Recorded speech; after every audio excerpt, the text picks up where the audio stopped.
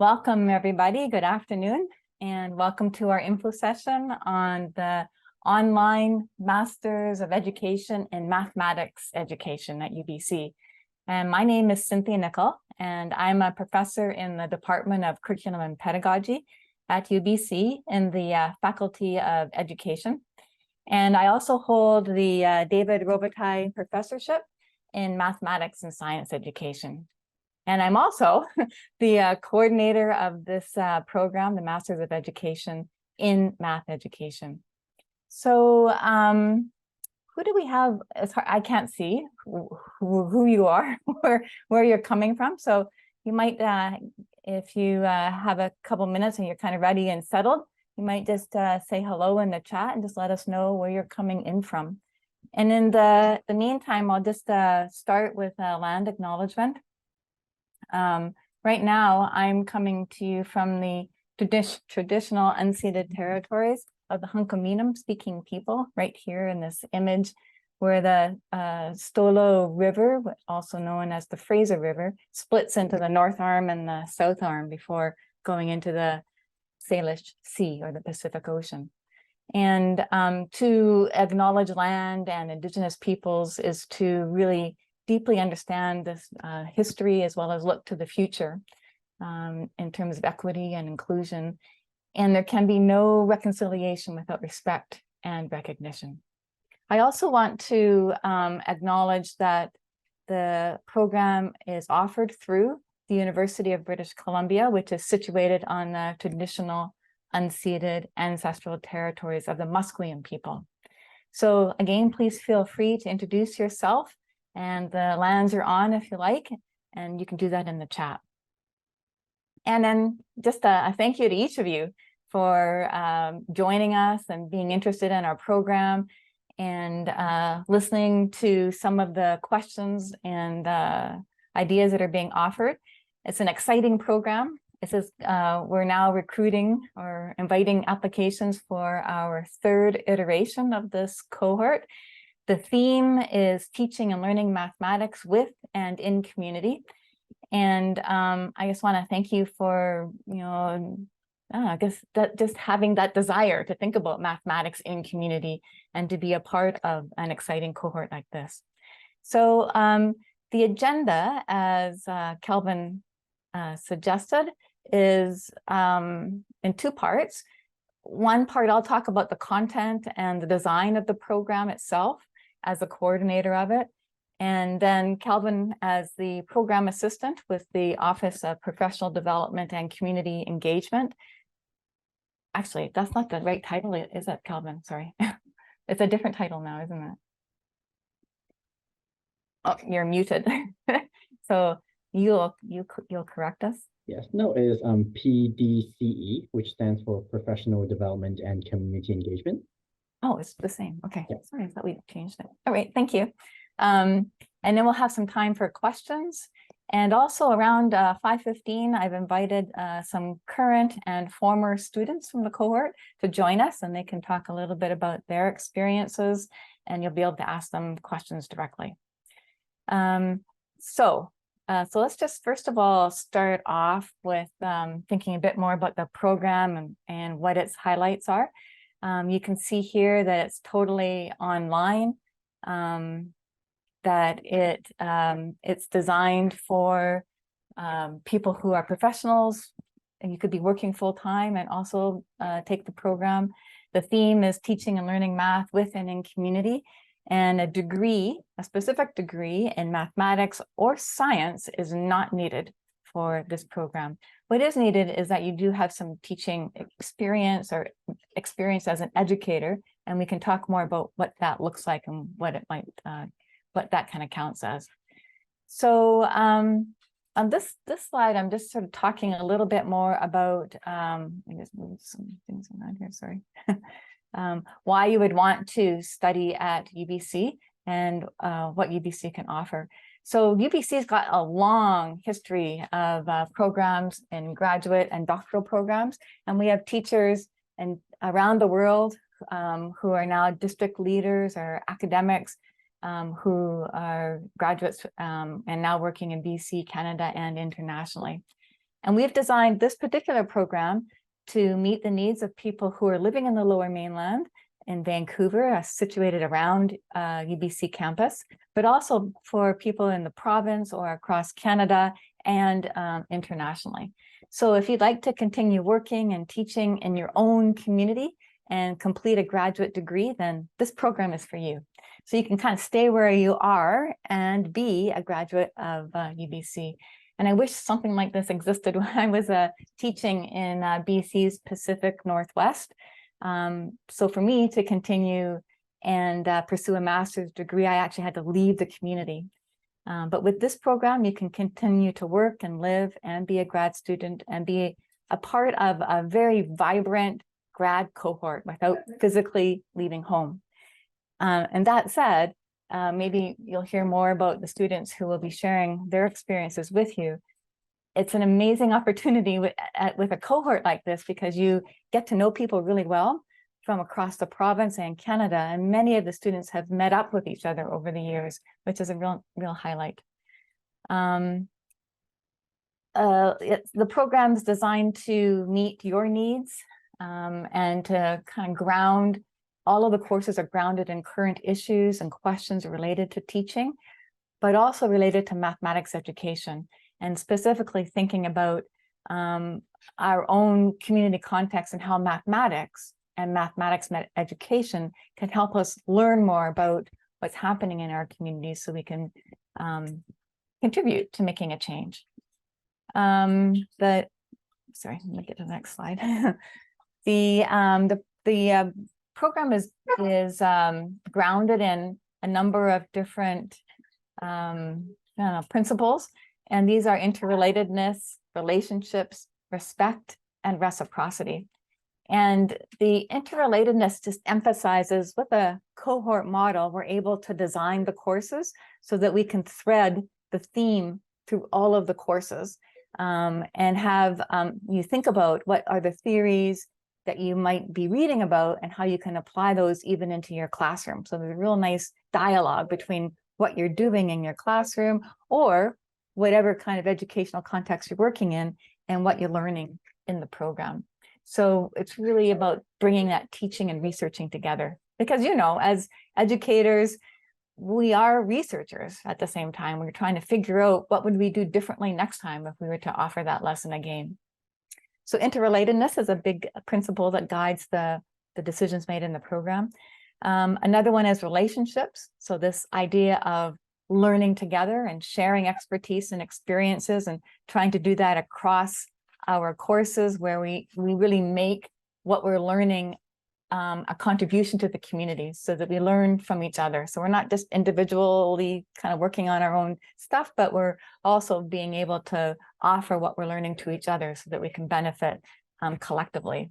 And we do this with people across the province as well as, you know, across Canada and internationally for those who are maybe attending internationally. And another principle is respect. So thinking about this critical engagement of trying to think about how to improve mathematics education for all students and to try to explore and reimagine possibilities that are grounded in our own research and our experiences as teachers. And then finally, this idea of reciprocity. So bringing what you're doing and your work in the program to be outside the classroom and the school, to connect it with the community, to involve families, and to try to think about this mathematical engagement and reimagining those experiences and getting students really excited about teaching and learning math. And then just finally, one more idea is what the course that I'm teaching right now in the cohort is really focused around trying to think about how can we use mathematics to understand the world, and how can we use mathematics to try to change it, to try to make it a better place. And it's that kind of idea of thinking about mathematics that goes through most of the courses that we're offering in this particular cohort. So these next couple of slides just kind of give a bit of context in terms of how the kinds of areas that we're studying and thinking about mathematics education. So again, mentioning about how we can use it to understand and change the world, looking at various contexts to inspire mathematical curiosity. So we're offering like virtual math fairs, or thinking about how can we take math into the community, into a mall, into a teaching and learning garden, looking at, other ways that we can bring math to families. And then trying to think about various theories about problem solving and problem posing across different diverse contexts. A big part of it is thinking about issues within community and how mathematics can play a role in trying to frame those issues, social and ecological issues, how we can use mathematics outside the classroom. So rather than thinking about the classroom as these four walls and like a container, where else can mathematics be experienced and taught and learned, like education outdoors, mathematics education outdoors, on the land, in community, in place. And here is a list of all the places that we explore thinking about teaching and learning math. So I've talked about a few of these. Included in this are looking at mathematics, teaching mathematics through the arts and through the body and performance, through dance and poetry, thinking about math outside and place and land with families, and then issues that are important to communities like climate justice. Okay, so just a little bit about, so that's the theme. And now just a little bit about the structure of the cohort. There are 10 courses altogether that are spread out over 7 terms. And I know Kelvin will talk a little bit more about the payment and the structure related to all of this, but right now I'm just giving you a framework for how this is organized. All the courses are offered online, and it's all asynchronous, but we go together through each of the courses because we work as a cohort through them, through 7 terms.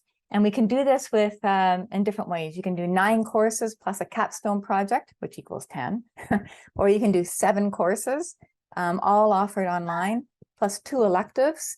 And you can choose those to be face-to-face. You could come to UBC and study, or you could try to find some courses online. So you can have 2 electives, and then you have the capstone. If you want to do a final project, or if you choose not to do a final project, you can, and you can take it instead an equivalent elective. So either way, 10 courses is what this the mathematics adds up to. So here is just a schedule where the program starts in September. The next cohort will start in September of next year, 2024, and go to December of 2026. Some students actually end a little bit early. They might finish up some of their electives a little bit early and end in August of 2026. That's fine to do as well. But you can see here in the first year, there are 1, 2, 3, 4 courses that are offered online through the program that everybody takes together as a cohort. And then you can choose to take 2 electives. You can take them anytime in the program, but you can take them one in the first year, or you could take both of them in the first year.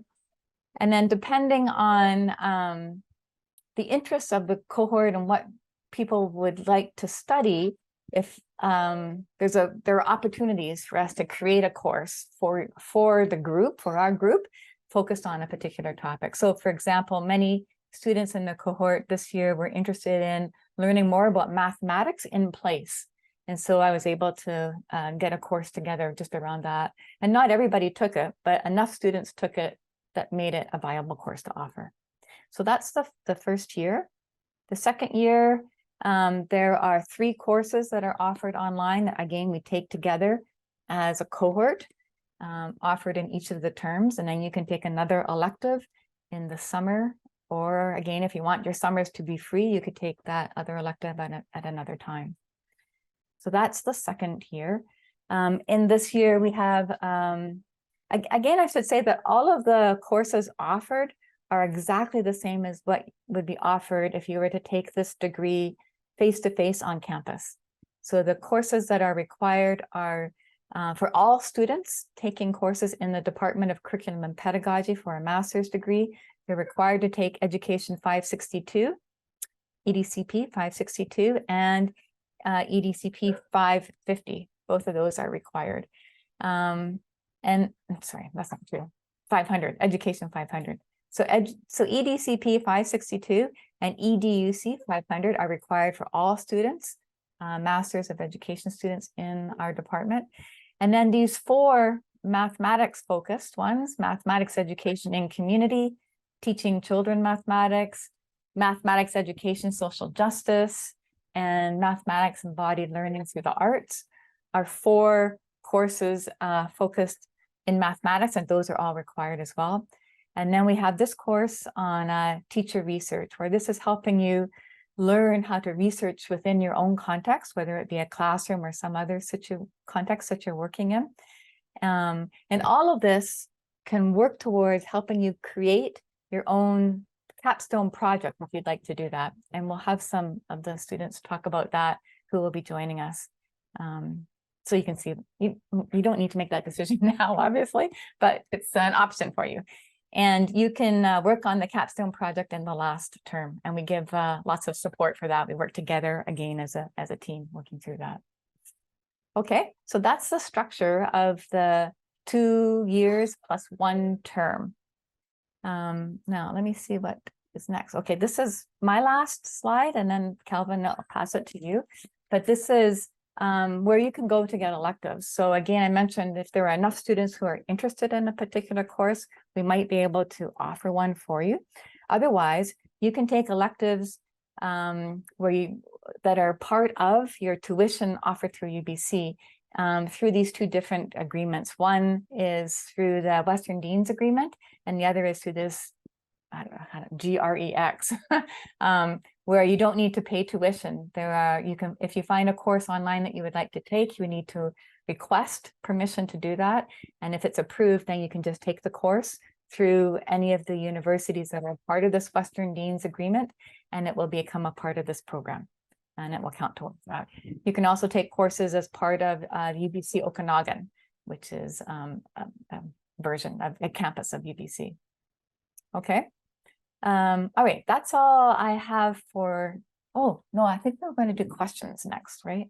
For this part, and then I pass it to you, right? Okay, sorry. So if you have any questions, I think there are some in the chat. Thank you, people, for those of you who are able to introduce yourselves to everybody who's in the chat. But maybe we'll take a couple questions now that are related to the structure of the program and its content. And then Calvin will talk a bit more about how to apply, and then we'll have some more questions, and then we'll have the student sharing. Okay. Can we take, oh, sorry, maybe Calvin, do you want to start where the questions are? Sure, I can start. So Yeah.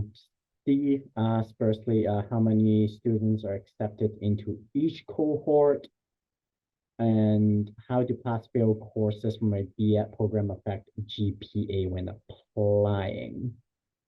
Okay. So those are the application stuff. Calvin, you'll answer that when it's your part with that. Yes. But in the cohort, we need at least 20-something students to make the program viable, to be able to offer it. This year we have 27 students who are in the cohort, and we get, I can't remember how many applications we got. We got a number of applications, so not everybody who applies is accepted, but we will talk about the application process, and I will help you make your application as strong as possible to help you be admitted into the program. What else? Okay, the next question would be, maybe this one you can answer. Does a math or science degree give you an advantage when applying? Because I believe you read some of the applications, right? Yeah, okay. Yeah, no, you don't need a math or science degree to apply to the program. And so it doesn't, we're looking for, you need to have some, because this is a degree in mathematics education, so you need some experience educating. So that's an important part of it, and related to mathematics. So like if you had experience teaching English, but no experience working in math, then that wouldn't be we would need to strengthen your program maybe by having you take some courses in math education on campus first or online in some ways so that you have some experience in that, because this is a master's program. So, but if you are an elementary teacher, for example, many elementary teachers don't have a degree in mathematics or science, yet are really interested and keen to learn more about how they can reimagine their own practice as a mathematics teacher for, you know, kindergarten up to intermediates. And right now in our cohort, we have probably about half the people in the cohort are elementary. About almost half are at the secondary level, and we have some people at the post-secondary level. So a nice range, and it gives that diversity is beautiful to have, to be able to learn from each other for both groups, you know, secondary and primary. So maybe what we'll do is we'll just focus on questions related to the structure of the program, and then other questions related to the application process we can answer after. We have a question regarding whether electives can be taken at UBC or transfer credits. Okay, this one I have answered in chat already. Next one is, if you decide to take an elective instead of the capstone project, is EDCP 590 optional then? EDCP 590, which is the capstone project, is optional, but you would need to take another 500 level course. That's why I said equivalent elective in place of that. So it is optional, yes. Okay. Next question is, sorry, I just had one thing. But it's a good experience to take it. Not everybody takes it up. I think in the first cohort, we had almost half the students did a capstone project. And half, because of their schedules, took coursework. So some students really like the idea and the opportunity to try to take everything they've learned and put it together in a project. And the project can look very different. Some people did a website, some people wrote an article for a journal, others did an essay or a literature review. So it's a project that's of interest to you. So, but it is optional, yes. Okay. Next question is, can we take a break mid-degree and rejoin in the next year's cohort? I don't have any experience with this one. Do you have any experience with it? Yeah. That happens sometimes. Things happen in people's lives that require them to take a break. And we've been able to manage it by we have a thing called the EDCP 580, which is a, what's that called? Independent project. And so if you miss one of these courses, because you can see that they're offered at certain times in the program. So if you miss it, it's over, right? So I have in the past worked with students to take the course as an independent project themselves, and so that they get the credit for it. So we have been able to work on that in special situations. And students have taken leaves and joined again in another term. So they've taken a leave for one term and maybe come back, and have taken maybe even some have taken no breaks and actually continued past the December 7th term, and they continued on taking courses. So with this program, you can take as many courses as you like, and the fee is still the same. So we've had some students who just love taking courses and they've taken many different types of courses that continue past that 7th term. I think you might still need to pay some small student fee once it goes past that 7th term, but you're still able to take courses. Yeah, I think that answers that question. Next question is, what time would the courses usually start at? I believe you mentioned that these are asynchronous courses, right? Yeah, so they start in the term, like they'll start in September, or they start in January, or there's a course that's offered in the spring. And they usually go about 10 weeks or so, 10 to 11 weeks. Some are a little bit shorter and a little bit more concentrated. So it's a little bit more work. The ones in the spring and summer are a little bit more concentrated. And they go for like 10, as I said, 10 or 11 weeks. Each week is a module, which requires some reading and some activities. And we move through the weeks together as a group. So everybody's kind of working at their own pace, but we're moving together as a group through each week.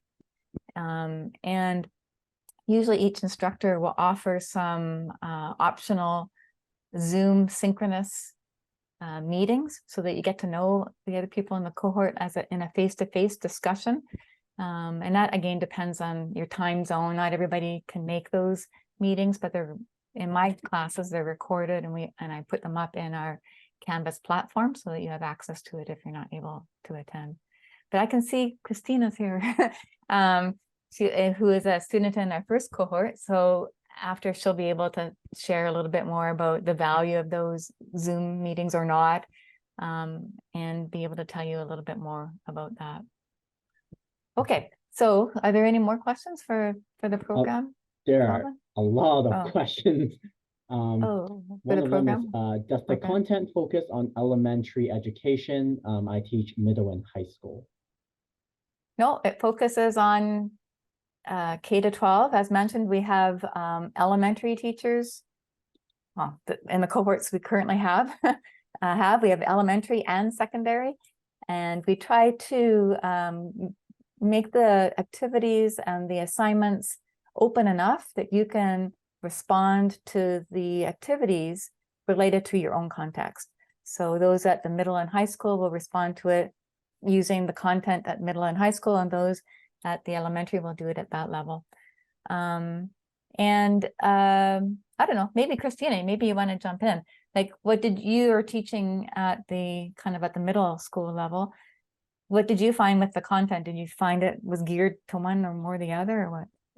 I think that you have so much autonomy in terms of what you decide to research on and what area you want to focus on, that you can really target to your age group that you are working with.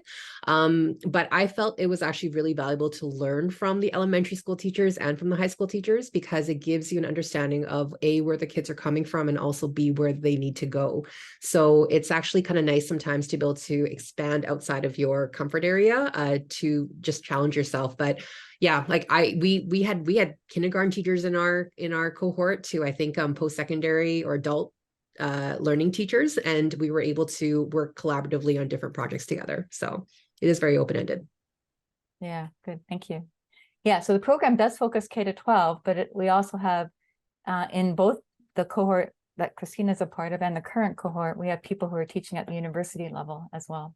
So it's for everybody interested in math education with the theme of teaching and learning in community. Hey, next question people are asking is,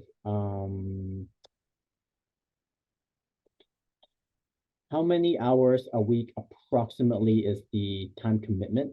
Because a lot of people are teaching full-time, and they were also wondering how have previous students managed while teaching full-time concurrently. Yeah, that's a good question. And I think that's from Nita. You're also asking about, do the classes run through the whole year? They run by terms. And there was that slide that I showed that for each year, there's like 3 terms, a fall term, a winter term, and then a spring term. And then in terms of approximately hours, I think it's like around 8 to 10 hours a week for each of the modules. But Christina, maybe you want to jump in and say how much time it took you. It's different for different people and what your job, load is like and stuff. So what was it for you? Yes, it really is dependent on your personality and how much time you want to devote into it. So our cohort, we love spending a lot of time on discussion boards. So I found that for myself particularly, a lot of the time was spent in terms of reading other people's responses. It may not be the same for every cohort. We were just a very chatty, a very talkative cohort. However, you have a lot of autonomy because you get to choose the outcome of your product quite often. And so if you want to devote more time into it, you can. If you are the type of person to be a type A personality and to be very detailed, you can spend easily over the 10 hours, but you can also scale back. And my recommendation, I say this to my students, but I also recommend this for anyone going to this program, is to read the rubrics. Read the rubrics, really understand what the professors are asking of you, because it is so easy to go over that time commitment. You do want to make sure that what you are doing is on track and meeting the expectations of the task. Yeah, good response. Would you say like around an average, was like around 8 or 10 hours per week, like on top of, because you're teaching full time, right? Yeah. So I was teaching full time. But what I found was when I was able to do the projects that I could apply into class, it kind of linked into my prep work. So a lot of the activities I planned, I wanted to execute and trial in my classroom. So I used a lot of my in-class prep time to do both my homework and also my work. So if you can kind of marry the two together, you will find that it's not necessarily separate from what you do, but it's actually integrated into a lot of what you're going to be doing anyways as a teacher.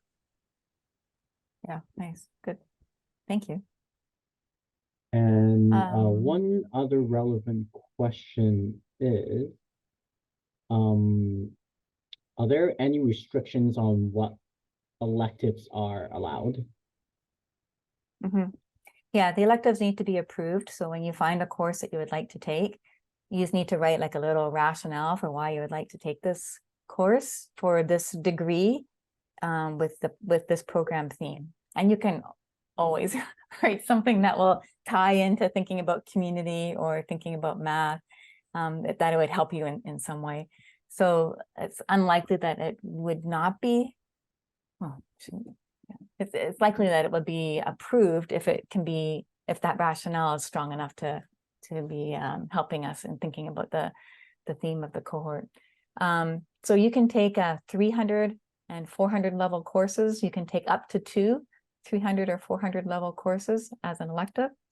But if you chose not to do the capstone project, then you need to find a 500 level course that you can take.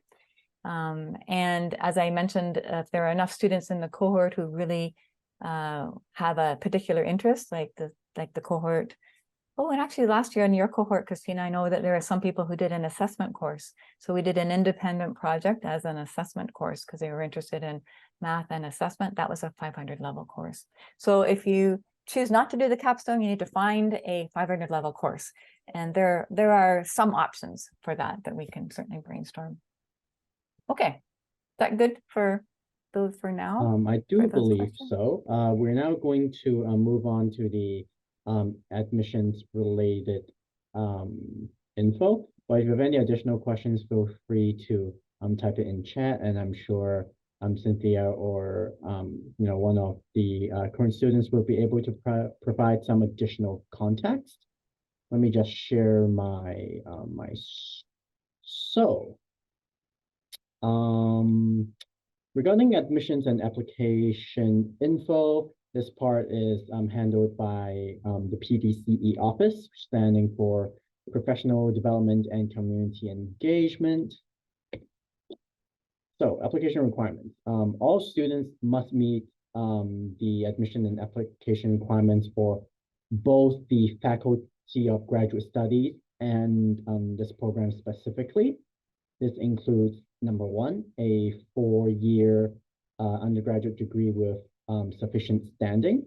You're looking at an average within the B+ range. That's roughly 76% at UBC on all senior level coursework or equivalent. This is usually 300 and 400 level courses. Please note that this is not a hard cut-off point in the sense that if your GPA does not meet the above criteria, let's say your few percentile off, the Department of Curriculum and Pedagogy, so EDCP, may submit a special case rationale for you to recommend you for admission regardless if the rest of your application is considered to be strong enough. You're also going to need a brief statement of intent. This is maximum of 600 words, and it should outline, your reasons and goals for enrolling into the program. And if for some reason you're one of those applicants whom would require a special case rationale, this is where you're going to make your case as to why, despite being a little bit off the admission requirements, you are still a good candidate. You're also required to include a resume or CV. Please note that this is a resume for a graduate program and not a job, in the sense that there is no need for you to be concise. You're expected to provide as much details as possible within your resume, because this is the opportunity to completely showcase what you have achieved and what you're capable of. Additionally, you will require scanned copies of all official transcripts and degree certificates when you're applying. Please note that preferences will be given to those with 1 or 2 years of teaching experience or equivalent, or at least those have demonstrated professional experience in the area of study. You're going to be asked to provide 3 letters of recommendation. So these are, reference letters. Your referees can be admins, professors, and all other professionals. Basically, people who can speak to your engagement in the field or your ability and potential to complete the program. And there is no preference as to the role and position of the individual who is giving you your reference, as long as they're able to, speak to your ability to complete the program. There's no tier list on, what kind of references we prefer. In that sense, as to how these reference letters are submitted, within the online application portal, applicants are asked to provide an email address for each referee. And the referees are going to receive a unique link that will be emailed to them directly. And then they're going to be able to log on to a secure site and submit an online reference or upload a document. Please note that they are not allowed to send the references to us directly via email. So if they send it to the PDCE or the grad school inbox via Hotmail, Yahoo, Gmail, or any of that, it will not count, unfortunately. In the case where, for some reason, you want to access the reference letters, unfortunately, due to UBC's confidentiality policies, we cannot actually show you what your reference letters are. If you want to look at your reference letters, you're going to have to approach your referees directly and ask them to send it to you. Additionally, there is an English language assessment part, if applicable. So if you're applying from a university outside of Canada where English is not the primary language of instruction, you are expected to provide an English language proficiency test result. These tests must be taken within the last 24 months at the time of submission of your application. So this is not something that you can submit retroactively after you apply. At the moment of applying, you have to have achieved and done the test already. As to which test exactly does UBC accept and what scores you're expected to get, you can just Google UBC grad school English language test, and it will be the first result that you can find. So regarding the actual application procedure, you can apply online at grad.ubc.ca/apply/online. You'll be asked to either log into your CWL or create a CWL if you do not have one. For those of you who are not UBC students, your CWL is basically your student account for anything UBC related.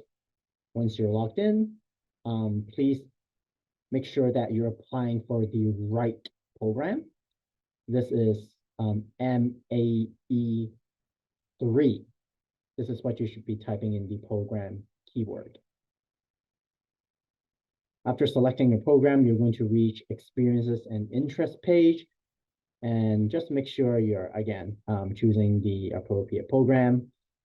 And when you have entered everything, you must click declare and submit Afterwards, you'll automatically receive an email acknowledgement with instructions on documentation and various deadlines. So, again, additional info on references. When adding your references to your application, you're going to be asked whether they are professional or academic references. Academic references would be, for example, former professors, instructors, but professional references would be principals, vice principals, or someone who have supervised you. A common question that came up is, let's say I last completed any sort of education maybe 6 or even 10 years ago. What do I do now? I'm unable to contact my former professors and instructors. That is okay. If you are unable to find any academic referees that are able to give a relevant reference to you. So, if it's, a long time ago, UBC grad school does recognize that in the span of 6 to 10 years, applicants or students are not the same person as they were back then. And in those instances, no academic references is okay. Yeah, so if your referees are intent on sending us a physical reference letter and not an online one, there are very specific requirements to it. It has to be in a sealed envelope, and on the seal, they're going to have to provide their signature on it. This is to prevent forgery and all that stuff. And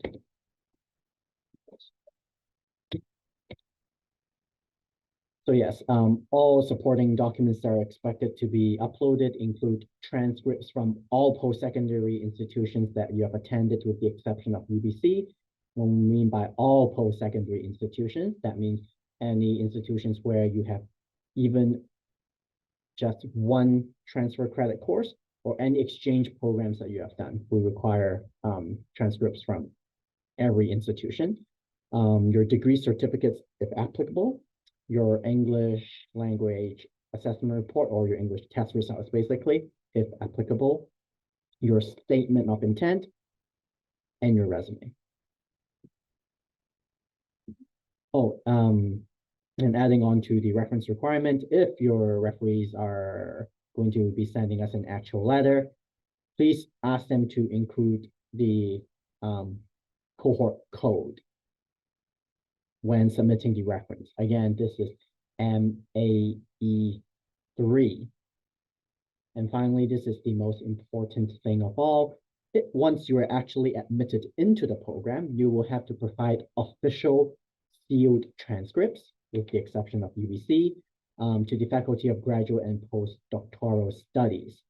What we mean by official sealed transcripts is that it has to be sent directly from your university to us, either electronically or in official sealed envelopes. You are not allowed to send it to us via your personal email.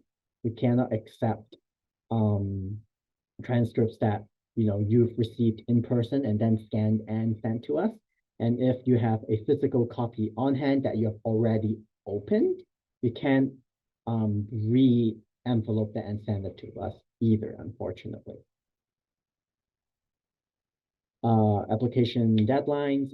Applications are currently open. We're accepting applications. The deadline is March 25th, 2024. This includes the submission of all supporting documents by that point. Regarding the tuition, there is a difference between domestic and international students as listed in the slide right here. The tuition is payable over a minimum of 7 installments. So this is one of each of the 7 terms of your program. The due dates are at the beginning of each term. So these would be January May and September, the tuition is charged as a whole program and is not assessed on a per credit basis. Please note that tuition may raise up to 2% annually, but if that is happening, it will be announced in the spring of each year. Please note that since this is considered a part-time program, it is not eligible for student loans or other types of funding. However, if you're able to secure third-party sponsorship yourself, that is completely fine. Regarding student fees, they are charged in addition to tuition and vary from term to term. You'll be budgeting for approximately $800 to $900 per winter term. However, there is a way to bring this cost down. You can choose to opt out of the medical dental plan, and that would be approximately $338 per year, charging in September only. And there's this thing called the U Pass. It is a public transit pass for those of you who do not reside. No.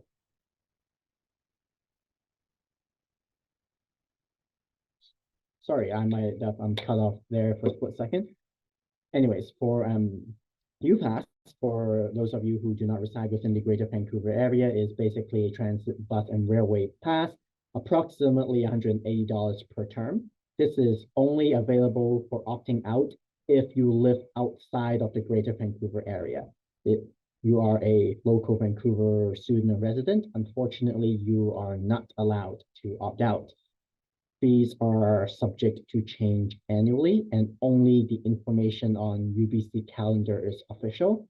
So anything on this slide is only an approximate number and is subject to change.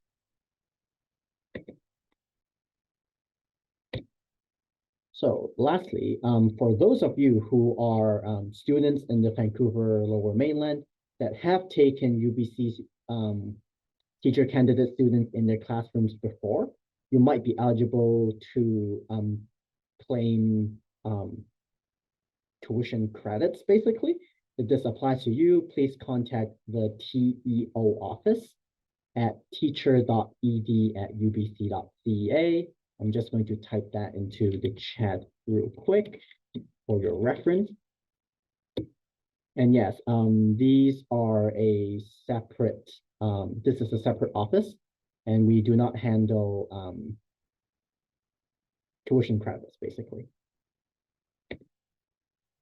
So now is questions and answers time for anything admin and application related. Let me just go through the chat real quick. And yes, all of these details are on the website.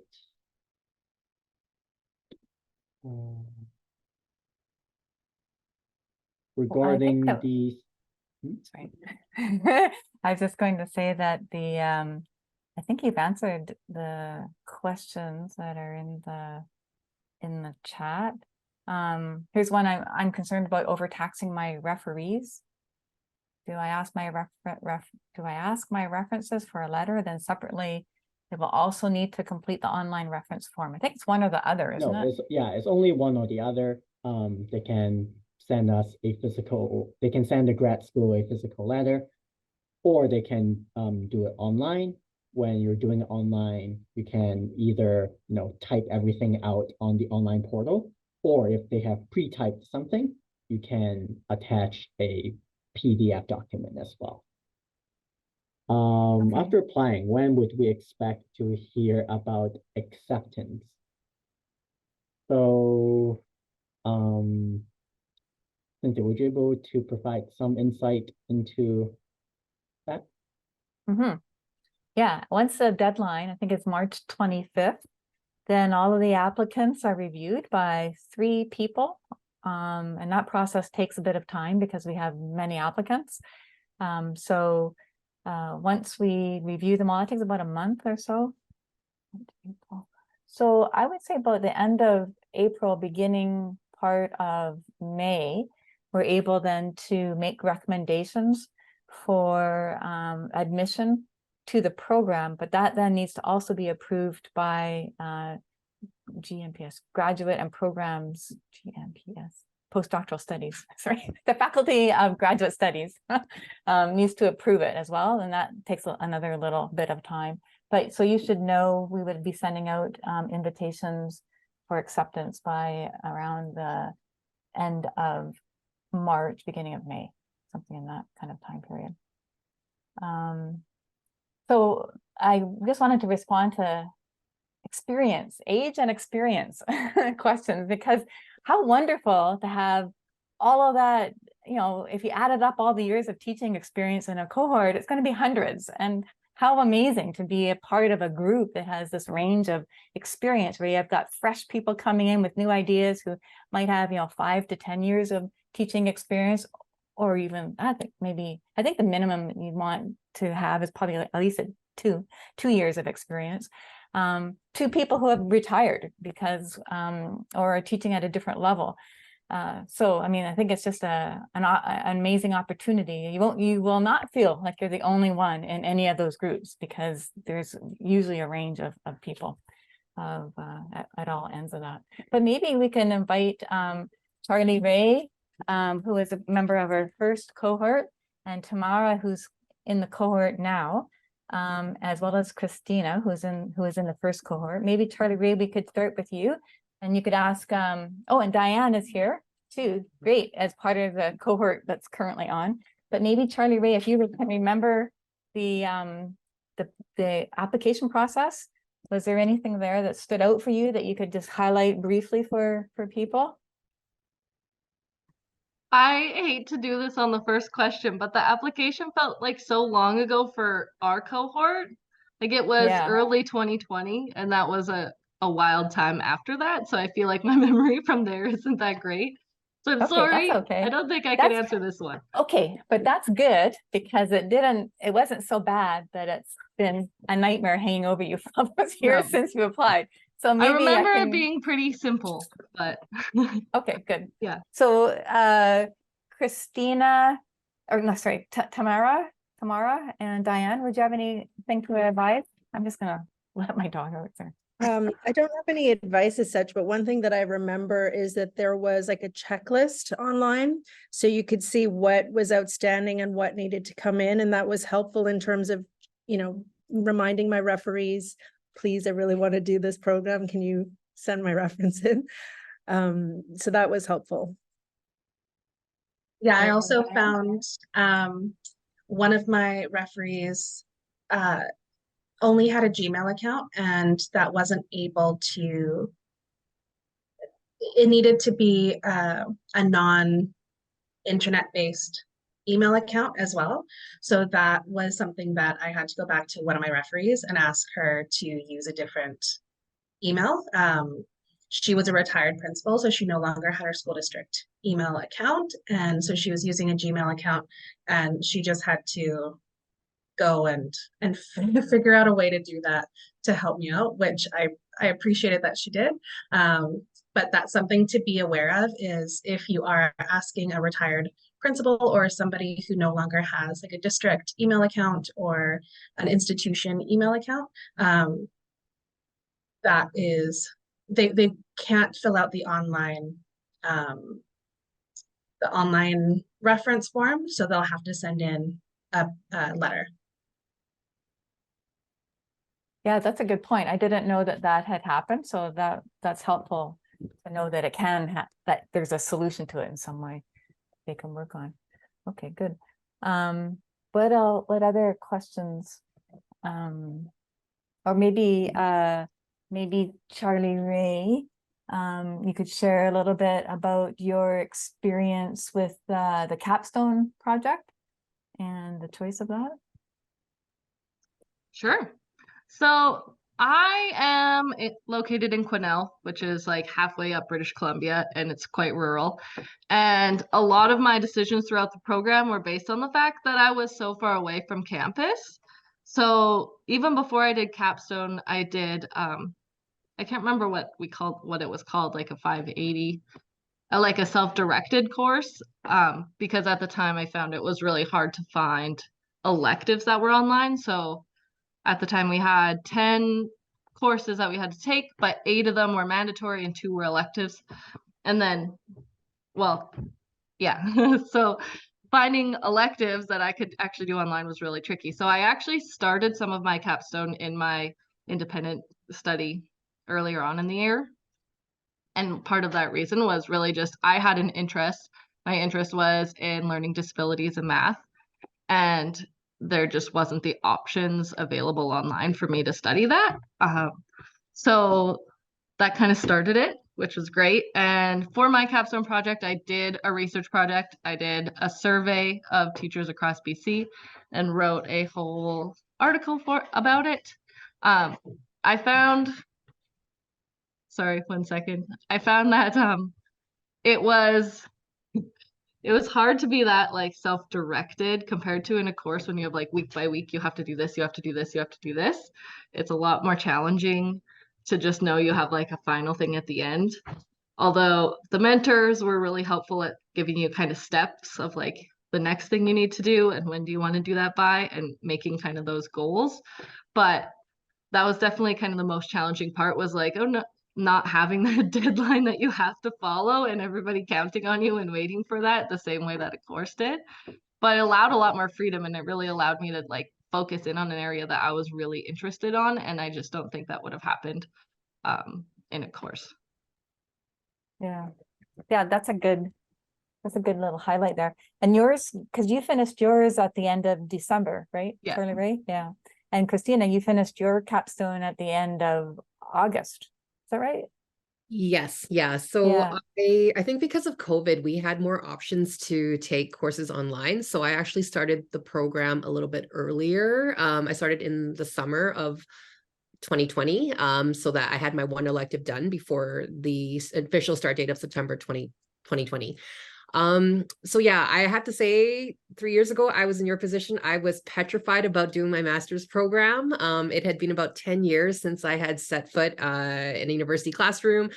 And personally, I did not have a lot of good experiences in university. So I felt really apprehensive about going to this program.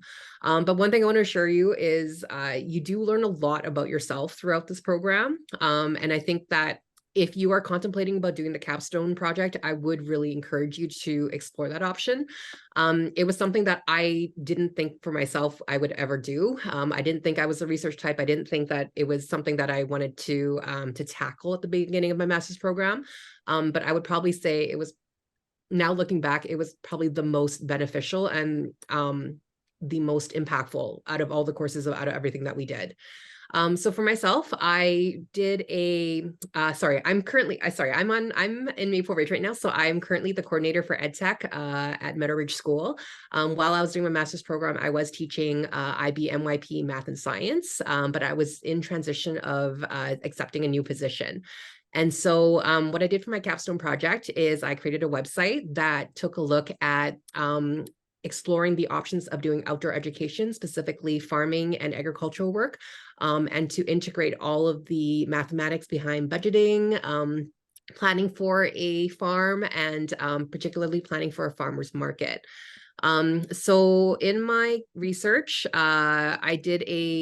I'll put the link up, to my site. In my project, what I did was I did a mini lit review, looking at the different ways of how I can integrate technology, math, and also a farmer's market, and essentially presented different ideas or different projects that I could actually carry out with my students in the following year. So one of the benefits of the capstone projects is you can really make it your own. You can really make it applicable to what you're doing in your current school setting. You can make it applicable to the population that you are dealing with specifically. So if you are targeting, for example, elementary school, middle school, high school students, or different varying ages, you really can make it your own. So for me, I had the opportunity to do this over summer. I agree with Charlie Ray. It is pretty daunting in the very beginning when you are seeing this big project. But I feel like because you are working at your own pace, you can you really get to kind of hone into what are your strengths and what are the areas that you want to develop. So for me, I would probably say that I did not like writing. I hated writing big papers. So that was one thing I knew I didn't want to do, was this huge, massive paper, but I loved doing website designs. I loved doing the creative aspect of creating resources for teachers. So that's the reason why I chose to carry out my capstone project and to create something that was usable, that could give back to the community, something that I could apply directly to my own teaching environment the following year, and also one that I felt I could continue to build on even when I was done my capstone project. So if you get a chance, feel free to explore it, but I would encourage you to not close the door in the capstone project really early on, but really kind of explore how you can make it yours. And it's such a great way of integrating everything you learned in this program. Great. Thank you, Christina. Maybe we can have Tamara and Diane could share a little bit about what the program is giving you so far.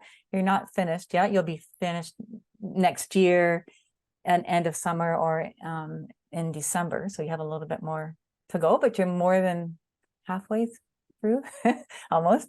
So maybe you could share a little bit about what you feel you're getting out of the program. Like, why would you recommend this to somebody? I should have asked you this question before you came in. Would you recommend the program to someone, and why? You want to go first, Diane, or shall I? Sure, I can go first. Excuse me. I would recommend this program, and I have recommended this program to others. As I think it was Christina said, I've learned a lot about myself in the last year going through this. I'm really enjoying the cohort aspect of the classes.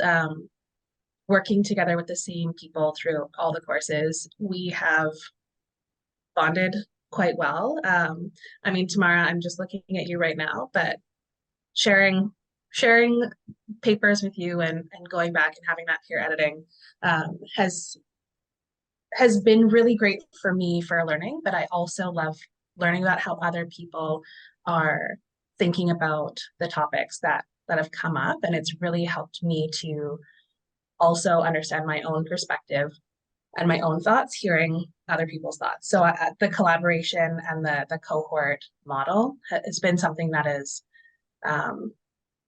really made me want to recommend this program in particular.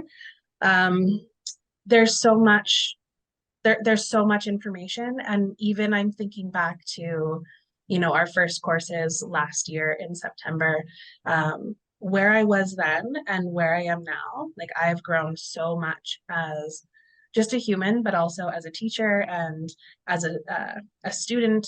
I also never thought that I would ever want to do research, but after taking the research methodologies course, now I'm like, okay, now I want to do a research project, which was never something that I thought would be, first of all, interesting, but also doable. And I have a lot more confidence in myself. I never really read a lot of research around education or math education, and having the opportunity to read through research studies has strengthened my classroom practice as well. I teach in middle school, so with grade 8 students, and using research-based approaches really has improved my practice as well. So I am thankful for what I've learned, and I'm glad you're all here, and I would definitely recommend applying. Great, thanks, Diane. And Tamara? Yes, I echo a lot of what Diane was saying. I'm also excited that you're all here, and I saw some people commenting that this is something that you've been really wanting to learn about and you're really excited about it. And I would say that's one of the things that this program has given me. So I might have been thinking about teaching for social justice before, but I think learning with others and learning in this way has helped me really figure out how to do it. And that's evolved, much like how Diane was saying, where she was in September is different to where she is now. It's still evolving, but it just becomes like all of the pieces just start clicking together. Another thing I really like about this program is it really encourages you and supports you to step up and become a part of the intellectual and academic community and share your thinking and share your ideas, which is not something I've always felt confident and comfortable doing, but it really, I feel, scaffolds you into doing it, because a lot of the assignments ask you to step up and share of yourself and share of your knowledge and be a thought leader as well as a listener and contributor. And then another thing I would say is also echoing what Diane was saying about research studies. I'm really understanding research on a much deeper level. One inspires one to want to actually do some, but it helps you think about the decisions you're making in your classroom in a very different way, in my experience. Very nice, thank you. Very helpful. Do you know, Charlie Ray or Christina, about the TQS? I know that once you finish the degree, you can apply for TQS 6. But do you know, Vicky's asking about TQS 5+. Do either of you know about that? Personally, from my experience, I had to wait until I had the certification, like the certificate, in order for me to apply for TQS. And so even though you have the credits, because you don't actually have the official paperwork, I know from my particular school, they wouldn't let me move up to that 5+ category. So I had to wait until I had received my actual, like the letter from UBC that says you have completed the master's program. And so that came right after the capstone completion. Good. I was told that I wasn't from TQS, but from a few different people who work with BC Teachers Council, that I needed to wait until the end and not apply halfway through, and that was a previous practice, and it's not really the case anymore. There's specific programs that kind of have a partway point where you can do the 5+ and then maybe continue your master's after, but I was told that wasn't the case for anything that was just supposed to be just a master's program. Yeah, okay, that's helpful. Can I just add on to what they were saying? The first thing that I was like not big nodding on was I absolutely loved having a cohort, and I know a lot of people who have done a master's program. I'm fortunate that I live in a district where they will pay for it for us, so there's lots of people who do it, and anyone who has done programs that you just take the courses that are required that are in a cohort has not had the same experience as me. I feel like the other programs where you just take the required courses, they don't get nearly as much out of it because they can't trust the people that they're with as much, and you can't have the same kind of conversations when you don't know those people. Like, even though the professor in the course might be designed just as great, having a cohort really adds a lot to it.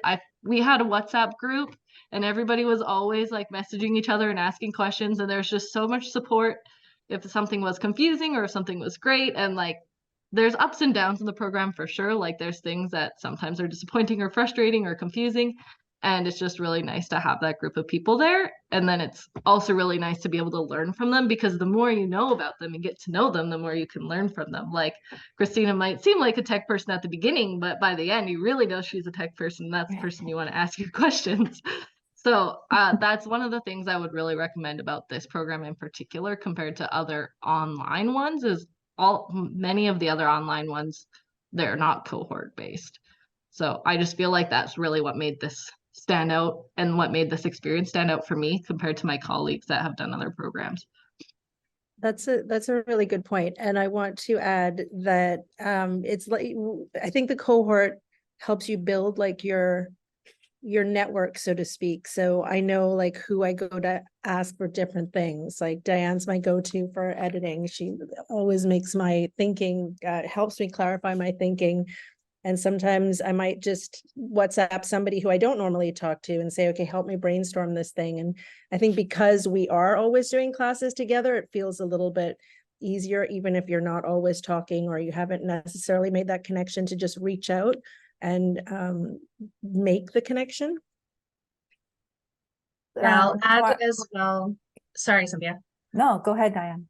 I was just going to say, I missed it a lot in my elective that I took that was outside of the cohort. I missed that that camaraderie, that I didn't have somebody that I could just really quickly text or email or I knew would be there for me. And I missed that. And the elective was harder for me to do.